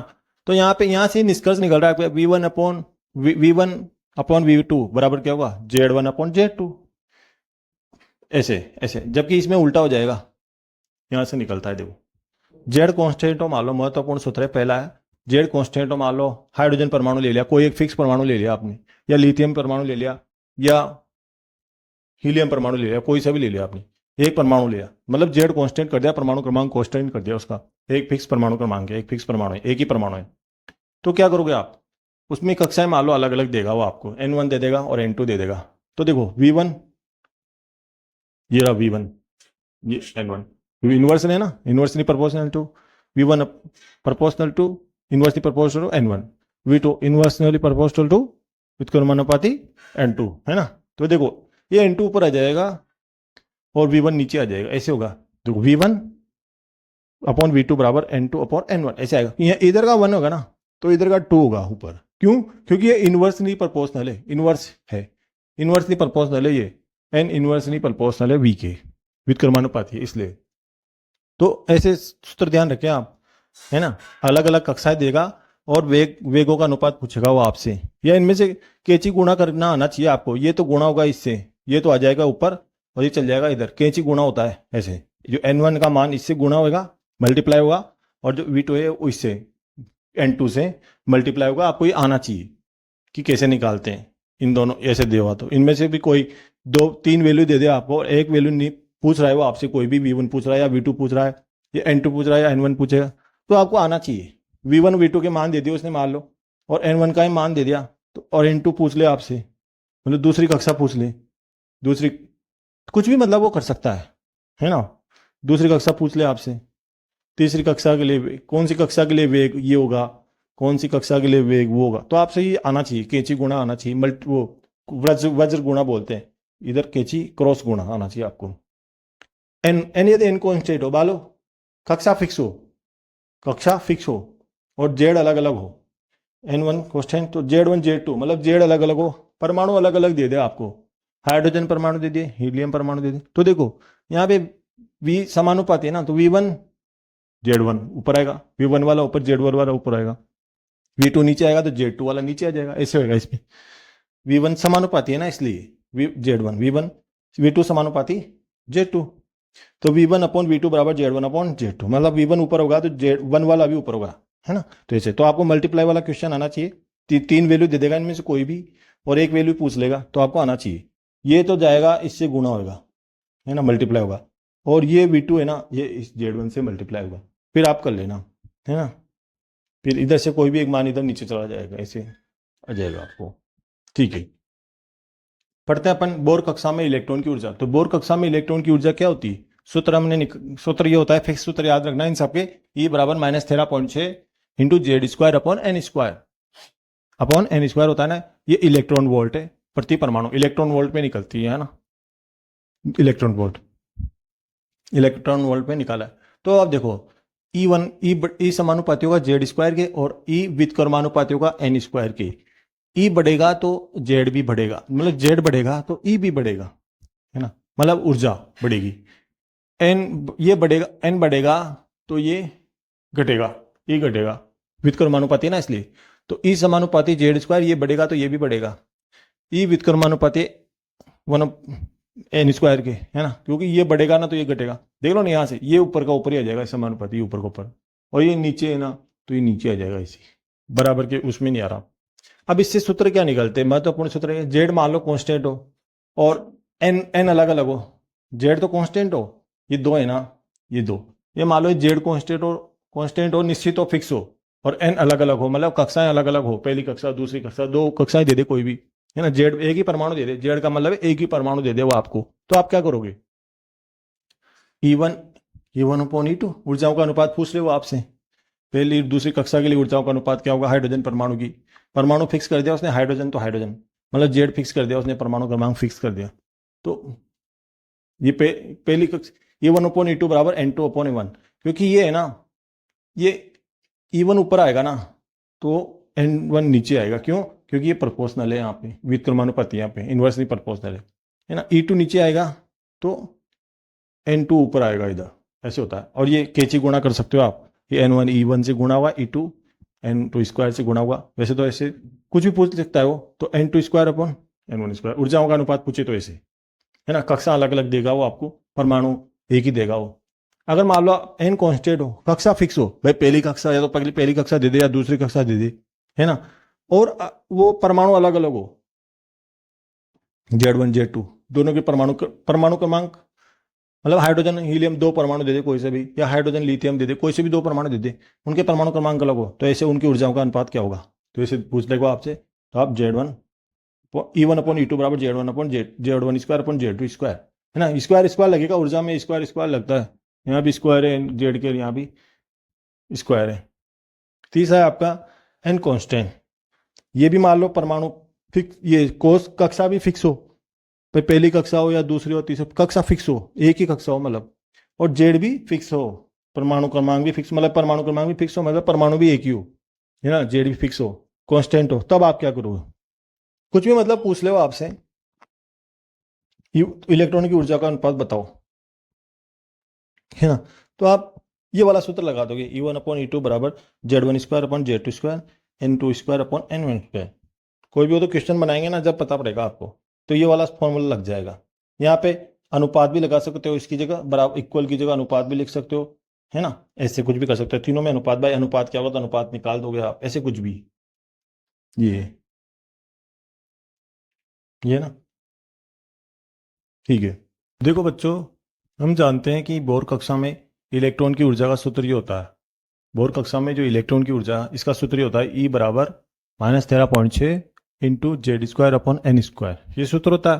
तो अब आप देखो, आपको ये पता पड़ रहा है कि यहाँ पे जेड बढ़ेगा ना तो ये ई घटेगा, ये जेड बढ़ेगा, ये जेड बढ़ेगा ना, ऐसे बढ़ेगा, तो ये ई घटेगा, ई नीचे जाएगा, ई घटेगा, क्यों? क्योंकि यहाँ पे माइनस का चिन्ह है ना, ये माइनस का चिन्ह है, इसलिए अगर जेड बढ़ेगा तो ई घटेगा, जबकि एन बढ़ेगा तो ये बढ़ेगा, ये बढ़ेगा, ये है इसमें, भले ही व्युत्क्रमानुपाती है, और सब में अपन देख रहे थे क्योंकि यहाँ माइनस का चिन्ह है तो इसने सारा खेल पलट दिया यहाँ पे, तो ये इंपॉर्टेंट क्वेश्चन पूछा जाता है ना, तो एन बढ़ेगा तो ई बढ़ेगा, एन बढ़ेगा तो ई बढ़ेगा, जबकि ये जेड बढ़ेगा तो ई घटेगा, क्योंकि माइनस में वैल्यू, जेड बढ़ेगा ना तो माइनस में वैल्यू बढ़ती जाएगी ई की, यहाँ पे माइनस है ना, अब जिसकी माइनस की वैल्यू बढ़ेगी वो छोटा होता जाएगा, जिसकी माइनस की वैल्यू, ये माइनस है, जिसकी माइनस की वैल्यू कम होती है, जिसकी माइनस की वैल्यू कम होती है वो बड़ा होता है ना, जिसकी माइनस की वैल्यू ज्यादा होती है वो छोटा होता है, ये। तो आप देखो एक क्वेश्चन है, हाइड्रोजन हीलियम और लिथियम, यही परमाणु देगा आपको, बोर के मॉडल में क्वेश्चन आएगा जो, हाइड्रोजन हीलियम और लिथियम की दूसरी कक्षाओं की ऊर्जा क्रमशः E1 E2 और E3 है, तो इनका क्रम होगा, मतलब इनका क्रम क्या होगा, मतलब उसने ऊर्जा ही दे दी अपन को, E1 E2 E3, E1 इसकी ऊर्जा है, E2 इसकी ऊर्जा है, E3 इसकी ऊर्जा है ना, तो इनकी ऊर्जाओं का क्रम क्या होगा, ऐसे ऐसे देगा वो आपको, किधर भी E1 E2 कर देगा, ऐसे ऐसे साइन देगा, ये जिधर मुंह होता है ना वो बड़ा होता है हमेशा, जिधर इसका मुंह खुलता है ना इस साइन का, वो हमेशा बड़ा होता है, तो आप ध्यान रखना, ऐसे क्रम दे देगा आपको, उल्टा पुल्टा कर देगा इनको, ये इसका आंसर होगा। E1 की ऊर्जा सबसे ज्यादा होगी, E2 की उससे कम होगी, E3 की सबसे कम होगी, क्यों? क्योंकि देखो मैंने पहले कह दिया आपसे, यहाँ पे जेड है ना अलग अलग है, आप ये देख लो जेड, एन कांस्टेंट है यहाँ पे, क्योंकि दूसरी कक्षा यहाँ पे एन दे रखी है ओनली, एन कांस्टेंट है ओनली, एन यहाँ पे कांस्टेंट है, दूसरी फिक्स है दो, सब इसकी भी दो, इसकी भी दो, इसकी भी दो, है ना, तो ये तो फिक्स हो गया, लेकिन जेड अलग अलग है, यहाँ जेड बराबर 1 परमाणु क्रमांक या परमाणु संख्या 1, यहाँ 2 और यहाँ पे 3 परमाणु क्रमांक जेड बराबर, तो ये जेड बढ़ेगा ना, मैंने पहले कह दिया जेड बढ़ेगा तो ई घटेगा, तो यहाँ पे जेड बढ़ रहा है तो इसकी सबसे कम होगी, E3 है ना, इसकी E3 है, इसकी E2 है, इसकी E1 है, तो माइनस की वैल्यू जिसकी सबसे कम होगी ना वो सबसे बड़ा होगा, माइनस की वैल्यू किसकी कम होगी, माइनस की वैल्यू हाइड्रोजन की कम होगी, क्योंकि जेड बढ़ेगा ना तो ई घटेगा, तो यहाँ पे जेड जिसका ज्यादा है सबसे ज्यादा, इसका तो एक है जेड, इसका जेड 2 है, इसका जेड मतलब परमाणु क्रमांक, परमाणु संख्या एटॉमिक नंबर, इसका 3 है, तो ये घटेगा ना, इसकी सबसे कम होगी ऊर्जा, जेड जिसकी ज्यादा होगा, जेड जिसका ज्यादा होगा, मतलब जेड जिसका ज्यादा होगा उसकी ई कम होगी, क्यों? क्योंकि जेड बढ़ेगा ना तो ये ई घटेगी, क्योंकि माइनस की ये है, माइनस की है, देखो आप माइनस की ई समानुपाती जेड ये है, क्योंकि जेड है ना, ये माइनस का इधर ले लिया अपन ने, क्योंकि माइनस में वैल्यू किसकी बढ़ती है, जेड स्क्वायर का मान बढ़ेगा यहाँ पे जेड स्क्वायर का मान बढ़ेगा तो माइनस की वैल्यू किसकी बढ़ेगी, टोटल वैल्यू किसकी बढ़ेगी, ई की बढ़ेगी, ये है। तो जेड बढ़ेगा तो माइनस ई की वैल्यू बढ़ेगी, है ना, माइनस ई की, मतलब जेड बढ़ेगा तो माइनस ये ई घटेगा, ई घटेगा तो माइनस ई की वैल्यू बढ़ेगी, तो माइनस माइनस ई का मान बढ़ेगा, तो माइनस ई का मान बढ़ने का मतलब होता है घटना होता है ना, कम वो माइनस वाला बड़ा होता है, ज्यादा माइनस वाला छोटा होता है। अब देखो ये परमाणु का इधर बढ़ेगा तो ये माइनस में वैल्यू बढ़ती जाएगी, इसकी माइनस में वैल्यू बढ़ेगी तो मतलब ई प्लस वाला ई घटेगा, मतलब ऊर्जा घटेगी, ये E1 E2 E3, मतलब E1 सबसे बड़ा होगा, ये सबसे बड़ा होगा, ये हाइड्रोजन की, है ना, ऊर्जा का मान। तो आप तो ध्यान रखें, सीधा सीधा ये है कि जेड बढ़ेगा तो ई घटेगी और एन बढ़ेगा तो ई बढ़ेगी, क्यों, क्योंकि साइन माइनस का है इसलिए, है ना। बाकी ये ज़्यादा समझने की जरूरत नहीं, सीधा यहाँ पे देखो और यहाँ पे देखो, ये तो ज़्यादा समझाने के लिए, माइनस का यहाँ पे ये इसके चक्कर में मत पड़ना, यहाँ माइनस लगा दे, ये बढ़ेगी तो ये बढ़ेगी, इसके चक्कर में मत पड़ो आप, तो सीधा ये देख लो भाई, जिसका जेड ज़्यादा होगा ना उसका ई कम होगी, सीधी सी बात है, जेड किसका ज़्यादा, ये ज़्यादा है तो इसकी सबसे कम होगी, इसका कम है जेड, एक ही है तो इसकी सबसे ज़्यादा होगी, ऐसे ध्यान रखो, डरे इसको छोड़ो आप, ठीक है। तो देखो बच्चों, ये है ना, तीनों सूत्र हैं बोर कक्षा के, बोर कक्षा की त्रिज्या, बोर कक्षा में इलेक्ट्रॉन का वेग और बोर कक्षा में इलेक्ट्रॉन की ऊर्जा। तो इन तीनों सूत्रों को आपको अच्छी तरह याद कर लेना है, इसलिए मैंने तीनों एक साथ लिख दिए कि इनमें क्या डिफरेंस है, इन तीनों सूत्रों को आपको अच्छी तरह याद कर लेना है। जैसे बोर कक्षा की त्रिज्या क्या होगी, R बराबर 0.529 into N square upon Z, है ना, ये एंगस्ट्रॉम में नापते हैं यहाँ पे त्रिज्या, और एक एंगस्ट्रॉम बराबर 10⁻⁻10 मीटर होता है, एक एंगस्ट्रॉम में कितने मीटर होते हैं, 10⁻⁻10 मीटर होते हैं, है ना। तो ये सूत्र, यहाँ पे एन क्या है, कोषों की संख्या है, सब में कोषों की संख्या आएगी, एन क्या होती है, कोषों की संख्या, कोष कक्षा, कक्षा, और जेड क्या होता है, परमाणु क्रमांक, परमाणु संख्या, है ना। इसके अलावा ये तो होगी त्रिज्या। बोर कक्षा में इलेक्ट्रॉन का वेग क्या होता है, V बराबर 2.188 इंटू 10⁸ into Z upon N centimetre प्रति सेकंड। अगर इसको सेंटीमीटर को मीटर में बदलेंगे तो 10⁸8 की जगह 10⁶ आ जाएगा यहाँ पे, है ना। बोर कक्षा में इलेक्ट्रॉन की ऊर्जा E बराबर -13.6 into Z square upon N square, electron volt. अब देखो आपको ध्यान रखना है, ये जरूर ध्यान रखना है, तीनों सूत्र तो आपको अच्छी तरह ध्यान होना चाहिए कि एन कहाँ पे ऊपर आएगा, एन स्क्वायर कहाँ पे ऊपर आएगा, जेड कहाँ आएगा, यहाँ पे जेड, इसमें जेड नीचे आ रहा है, इसमें जेड ऊपर आ रहा है, इसमें जेड ऊपर आ रहा है ना, ऐसे ध्यान रखने पड़ेंगे आपको। आप कंफ्यूज हो जाओगे इसमें ये कौन सा लगेगा, तो आपको तीनों का ध्यान रखना है। जो ऊर्जा होती है ना, इसमें दोनों स्क्वायर में आते हैं, पहली बात तो दोनों स्क्वायर में आते हैं, और इन दोनों में ना ऊर्जा में और वेग में जेड ऊपर आ रहा है ना। जबकि आर में क्या है, त्रिज्या में एन ऊपर आता है ना, और बाकी दोनों में नीचे आता है एन, इसमें भी एन नीचे, इसमें भी एन नीचे, है ना। ऊर्जा में दोनों स्क्वायर में आता है, जो जेड एन स्क्वायर इसमें आता है, त्रिज्या में एन स्क्वायर होता है, ध्यान रखना, और इसमें भी एन स्क्वायर होता है, बस बाकी जेड इन दोनों में जेड होता है, सिंपल होता है, बाकी एन ऐसे ध्यान रखना आपको, इन आपको याद रखनी है सूत्र कैसे भी करके, ठीक है। अब आपको ऐसे याद हो जाएगा, जैसे आर एन स्क्वायर के समानुपाती है तो वित्कर्मानुपाती, तो आपको तो याद करने, कैसे भी करके याद करो आप इनको, है ना, ये परीक्षा में पूछे जाते हैं, ठीक है। तो देखो बच्चों, यहाँ पे एक क्वेश्चन है जो आपके आरपीएससी सेकंड ग्रेड 2011 में आया हुआ क्वेश्चन है, सेकंड ग्रेड में आया हुआ क्वेश्चन है, द्वितीय श्रेणी अध्यापक में आया हुआ क्वेश्चन है। बोर के सिद्धांत के अनुसार कक्षा यानी कि ऑर्बिट की त्रिज्या Rn की त्रिज्या दे दी आपको, बोर कक्षा की त्रिज्या दे दी, वह क्वांटम संख्या n में संबंध होता है।